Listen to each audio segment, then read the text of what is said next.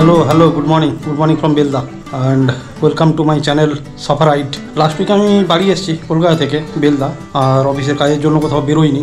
আজকে স্যাটারডে ছুটি আছে, ভাবলাম বেরোই। আমি তো মোটো ব্লগিং করতে ভালোবাসি, রাইড করি, তো যে কারণে ভাবলাম আজকে একটু যাই। বাড়ির কাছাকাছি একটা খুব ভালো স্পট আছে, ভিজিট করি, কুড়ুমবেড়া। এখান থেকে 10 কিলোমিটার মতো হবে। মোটো ব্লগিংয়ে যেতে যেতে বলবো কীভাবে কলকাতা থেকে আসতে হবে বা মানে বেলদা থেকে কীভাবে যাব, সবই দেখাবো।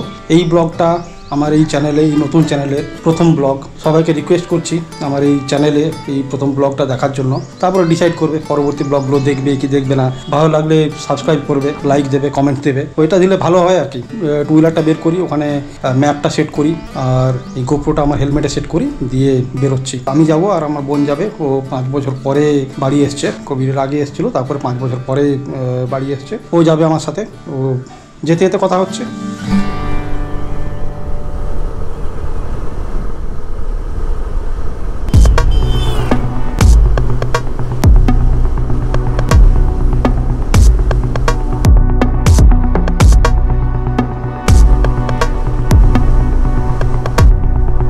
অনেকটাই চলে এসেছি, এখন বাজে 9:45। বেশিক্ষণ না, আর মিনিট 15 লাগবে। কুড়ুমবেড়া ফোর্ট, অ্যাকচুয়ালি এটা ফোর্ট নয়, ফোর্ট বলা হয়। এটা যথেষ্ট পুরনো, প্রায় 600 ইয়ার্স ওল্ড। এটা কলকাতা থেকে আসতে হলে, কলকাতা থেকে সেকেন্ড হুগলি ব্রিজ ধরে, কোনা এক্সপ্রেসওয়ে ধরে, তারপরে খড়গপুর রুটটা ধরে নিয়ে জগপুর থেকে উড়িষ্যা রুট ধরে নিতে হবে। উড়িষ্যা রুট ধরে বেলদা থেকে রাইট সাইডে টার্ন নিতে হবে, তারপরে কুকাই থেকে আবার লেফট সাইডে টার্ন নিয়ে, বেশিক্ষণ না, বেলদা থেকে প্রায় 10 কিলোমিটার মতো রাস্তা। কুকাই থেকে টার্ন নিয়ে গ্রামের ভেতরে 3 কিলোমিটার মতো গেলেই কুড়ুমবেড়া। এছাড়াও বেলদার উপর দিয়ে না এসে কেশিয়াড়ি দিয়েও আসা যায়। খড়গপুর দিয়ে কেশিয়াড়ি থেকে আবার মানে লেফট সাইডে টার্ন নিতে হবে। বেলদা থেকে যেমন রাইট সাইডে টার্ন নিতে হবে, ঠিক এই একই রাস্তা, কিন্তু কেশিয়াড়ি থেকে লেফট সাইডে টার্ন নিতে হবে। আমি বেলদা এসেছি 1 সপ্তাহ হয়ে গেল। আজকে স্যাটারডে, লাস্ট স্যাটারডে বেলদা এসেছি। আর একটা সপ্তাহ থাকবো। লাস্ট উইকে অফিসের কাজের জন্য আমি আর কোথাও বেরোইনি। আজকে স্যাটারডে ছুটি আছে, বেরোলাম। কালকেও বেরোবো ভাবছি। কালকে ভাবছি যাবো মোগলমারি বৌদ্ধ বিহার। প্ল্যান আছে, এই তো পলাশের টাইম চলছে, পলাশের টাইমে পুরুলিয়া যাওয়ার একটা প্ল্যান করছি। হলে ভালো হয়। নেক্সট উইকে কলকাতা ব্যাক করবো।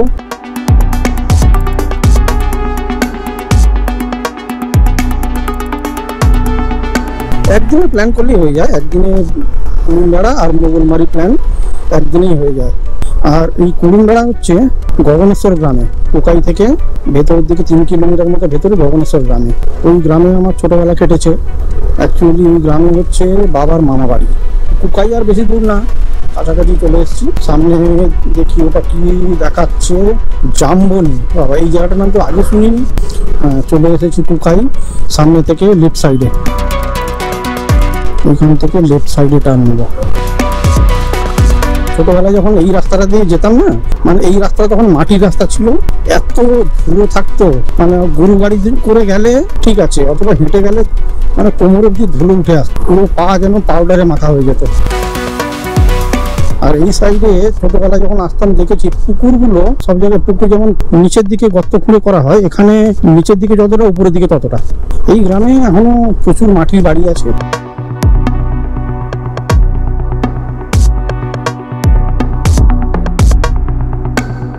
এই চ্যানেলে আমার ব্লগগুলো খুব মানে ঘেনা ব্লগ ছাড়তে হবে। দেখা যাক কীভাবে এগোতে পারি। সপ্তাহে 2টো করে ব্লগ ছাড়বো ঠিক করেছি। সবসময় যে আমার কাছে ফুটেজ থাকবে বা কালেকশন থাকবে বা স্টক থাকবে তা তো না, মাঝে মধ্যে দিয়ে আবার গ্যাপ হতেও পারে। ধান চাষ হচ্ছে, রাস্তার 2 সাইডে সবুজ। লাস্ট এসেছিলাম তখন পুজোর টাইমটাতে, অক্টোবর মাসে। বেশ কয়েকবার এসেছি, কোভিডের পরে বেশ কয়েকবার এসেছি। তার আগে সেই ছোটোবেলায় এসেছিলাম। চলে এসেছি মনে হচ্ছে কাছাকাছি। রাইট সাইডে একটা পুকুর আছে, পুকুরের পাশেই ফোর্ট, কুড়ুমবেড়া ফোর্ট। এর আগে এসেছিলাম, বেশ অনেক টুরিস্ট এসেছিল, অনেক ব্লগার এসেছিল, অনেক রাইডার এসেছিল, বাট আজকে কাউকে দেখতে পাচ্ছি না, ফাঁকা। ঠিক আছে, গাড়িটা আমি সাইড করি, তারপরে ঢুকবো।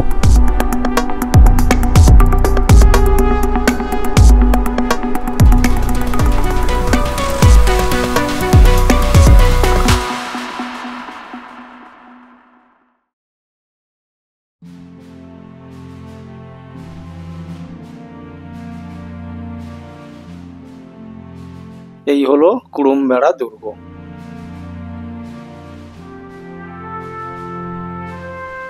আর এটা হচ্ছে এন্ট্রান্স।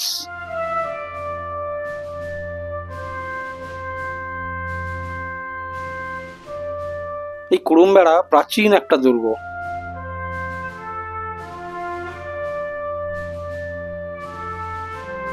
দুর্গের ভেতরে ঢুকলেই দেখা যাবে পুরো পাথরের তৈরি একটা স্থাপত্য।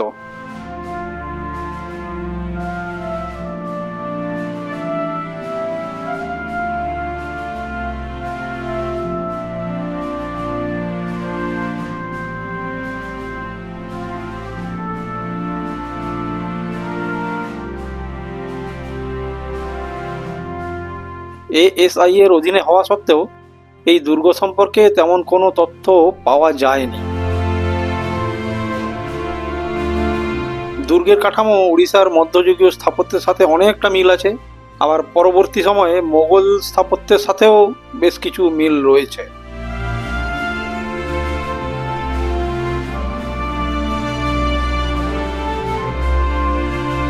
কুড়ুম মানে পাথর, আর বেড়া মানে দেওয়াল, মানে পাথরের দেওয়াল। কুড়ুম বেড়া, পাথর কেটে কেটে তৈরি হয়েছে এই দুর্গের দেওয়াল।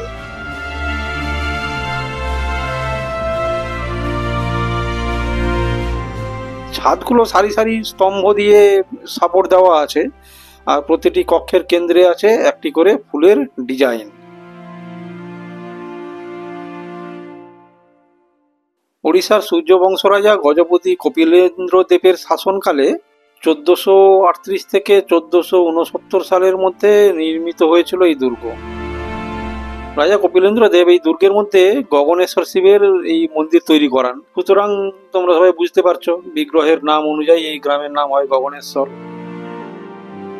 দ্বাদশ আর ত্রয়োদশ খ্রিস্টাব্দে ওড়িশার রাজারা মেদিনীপুরের এই বেশিরভাগ অংশেই নিজেদের শাসন কায়েম করেছিল, আর সেই শাসন কন্টিনিউ করার জন্য রাজা কপিলেন্দ্র দেবের সময় এই দুর্গ তৈরি করা হয়।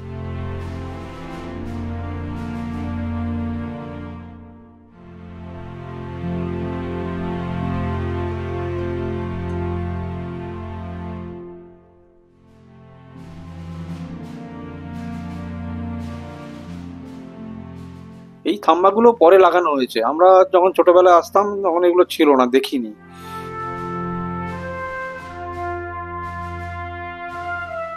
এএসআই থাম্বাগুলো এই সিমেন্ট, চুন, মাটার এইসব ব্যবহার করে কাঠামোগুলোকে ধসে যাওয়া থেকে রক্ষা করছেন বা যথেষ্ট চেষ্টা করছে।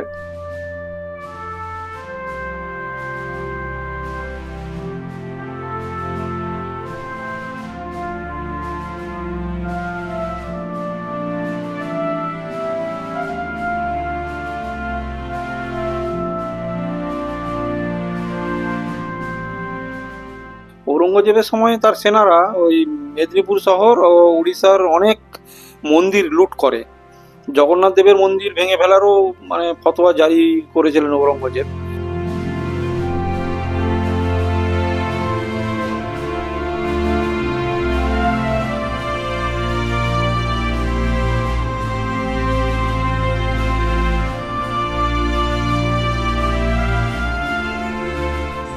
বেশ ভালো লাগছে, অনেকক্ষণ এসছি, অনেক ফুটেজ নিয়েছি, আরও ফুটেজ নেবো। এই গ্রামেই বাবার মামা বাড়ি, ছোটোবেলায় তো প্রচুর আসতাম, বললাম যেটা আসার সময়। আর এখানে কি হতো, এই মাঠের মাঝখানে মেলা হতো, আর আমরা এই ফোটের উপরে উঠে বসে থাকতাম, পুরো মেলা দেখতাম। ওই উপরে বসে পুরো মেলাটা দেখা যেত, হাঁড়ি ফাটানো থেকে শুরু করে আরও অনেক কিছু হতো। আয়তকার এই দুর্গের উত্তর ও দক্ষিণে মোটামুটি 225 ফুট চওড়া আর পূর্ব পশ্চিমে 300 ফুট লম্বা। প্রাচীরের দেওয়াল উচ্চতা প্রায় 12 ফুট আর চওড়ায় 3 ফুট।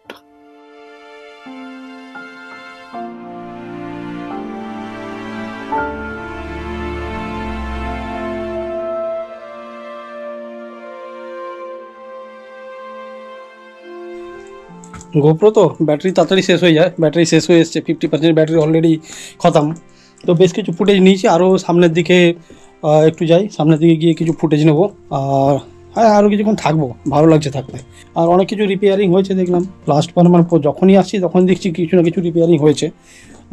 খুঁটিগুলো তো নতুন বসিয়েছে, তারপরে মেঝেগুলো যেগুলো ওগুলো স্যাঁতস্যাঁতে থাকতো, তো সেগুলো দেখছি নতুন করছে। আর কিছু ফুটেজ নেই।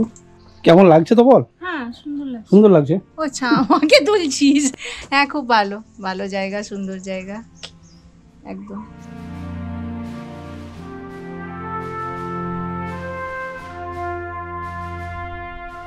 এখানে এটার ইতিহাস বর্ণনা করা আছে। যাই হোক, আমি তো ইতিহাসটা বলে দিচ্ছি। এখানে এত ছোট লেখা আছে, ক্যামেরায় আসছে না। 1691 সালে ঔরঙ্গজেবের সময়ে মোহাম্মদ তাহির এই কুড়ুমবেড়া দুর্গ আক্রমণ করেন। দুর্গের দখল নেওয়ার পর তিনি দুর্গের মধ্যে থাকা মন্দিরটি ধ্বংস করে ফেলেন আর মন্দিরের পাথর দিয়েই নির্মাণ করেন 3 গম্বুজযুক্ত একটি মসজিদ।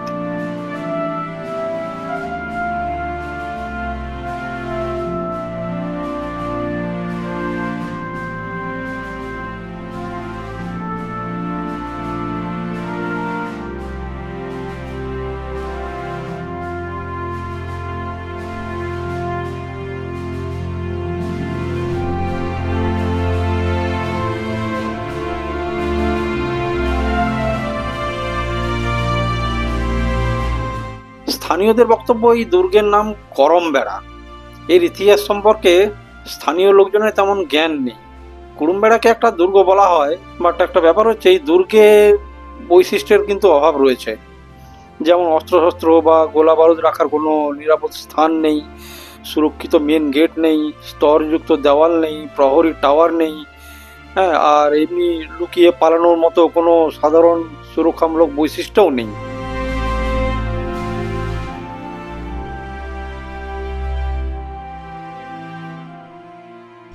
অনেকক্ষণ থাকলাম, এবারে অনেকটাই রোদ বেরিয়ে পড়েছে, গরম লাগছে, ভালো লাগছে না, এবারে বেরোবো। আর ঠিক আছে, এবারে বেরোই, আর যেতে যেতে কথা হবে। এখানে যদি খাবার দোকানটা কোনো আছে বেশ ভালো খাওয়া যেত, বাট বাড়ি থেকে খেয়ে বেরিয়েছি তো পেট পুরো ভর্তি, যে কারণে আর কিছু খাবো না, হালকা জল খাবো, জল খেয়ে বেরিয়ে যাবো। আজকে পুরো ফাঁকা ফাঁকায় ফুটেজ তুললাম, বেশ ভালোই লাগলো। অন্যান্য দিন যখন আসতাম বেশ ভালোই মানে লোকজন আসতো, ভিড় হতো। আজকে জানি না কেন এত ফাঁকা। মোটামুটি স্যাটারডে সানডে হলে তো প্রচুর রাইডাররা এখানে আসে, এসে ছবি টবি তোলে। তো হয়তো গরম পড়ছে আস্তে আস্তে, যে কারণে আসছে না। বাট রাইডাররা গরম ঠান্ডা বর্ষা শীত রাইডাররা সবসময়ই এদিক ওদিক ঘুরে বেড়ায়। বাট জানি না আজকে কি আছে। আজকে তো এমনিতে তো স্যাটারডে ছুটি আছে, আর শিবরাত্রিও তো লাস্ট উইকে চলে গেল। জানি না কেন ফাঁকা আজকে। এও শেষ হয়ে এসছে, ব্যাটারিও শেষ হয়ে এসছে। দেখা যাক, আমি কলকাতা ব্যাক করি, তারপরে তখন সময় পেলে একটা ব্যাটারি নিব। পাঠান মোগল সংঘর্ষের সময় দুর্গটি কখনো পাঠানদের দখলে যায়, আবার কখনো মোগলদের দখলেও যায়। মারাঠারাও আক্রমণ করেছিল এই দুর্গ, তাদের সেনা ছাউনি হিসেবে এই দুর্গ ব্যবহার করা হতো। যাই হোক, বর্তমানে এই কুড়ুমবেড়া দুর্গ পশ্চিমবঙ্গের একটা বিশেষ পর্যটন কেন্দ্র হিসেবে স্থান পেয়েছে বা জায়গা করে নিয়েছে। অনেকক্ষণ ছবি টবি তুললাম, এবারে বেরোবো। রোদ উঠে গেছে, এখন কটা বাজে? এখন মনে হয় 11টার কাছাকাছি হয়ে গেছে। দেখা যাক আবার কবে আসি। নেক্সট মে মাসে বাড়ি আসবো, তখন আর এখানে আসবো না, এত গরম পড়ে যাবে, তখন আর এখানে আসবো না। আর মে মাসে যদি নর্থ বেঙ্গল প্ল্যান করতে পারি, রাইডিংয়ে বেরোবো। এছাড়াও টুকটাক খেয়ে দিক ওদিক যাওয়ার আছে, এখন স্টকে রাখতে হবে তো ব্লগ, নাহলে কোনো সময় গ্যাপ হয়ে যেতে পারে, সেগুলো মেনটেন করতে হবে। দেখছি, ঠিক আছে, আপাতত এখন বেরোই।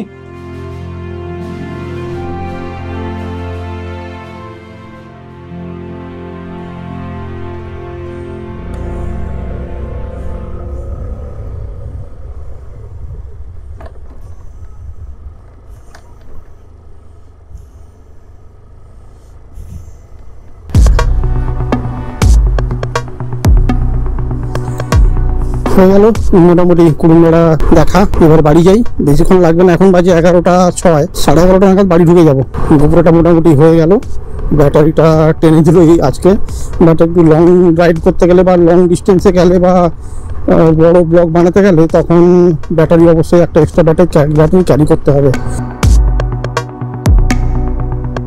দু সাইডে শুধু সবুজ আর সবুজ সবুজ, মানে চোখ টানে, এত ভালো লাগে দেখতে বলার নয়। আর একটা হেলমেট কিনতে হবে, এই হেলমেটটা না খুব বড়। জানি এটা আমার নতুন চ্যানেলের নতুন ব্লগ, ফার্স্ট ব্লগ, জানি একটু বোরিং হবে, তো ঠিক আছে, তোমরা একটু দেখো। তারপর এরপরে আরও ভালো ভালো ব্লগ পোস্ট করবো, ভালো করে এডিট করবো, যাতে তোমাদের বোরিং না লাগে।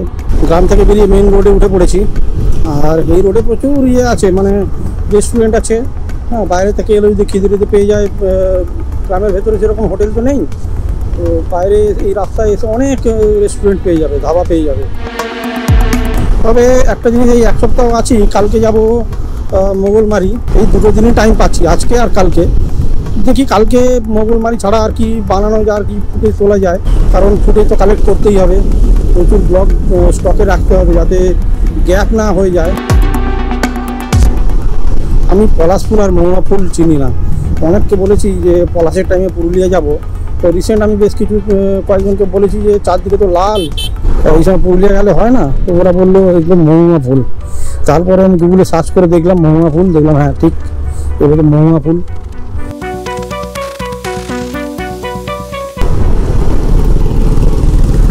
আচ্ছা, তাহলে আমি এখন আপাতত মোটর ব্লগিংটা স্টপ করছি, কারণ গোপ্রোতে ব্যাটারি প্রায় শেষ হয়ে এসছে, অলমোস্ট ব্যাটারি খতম।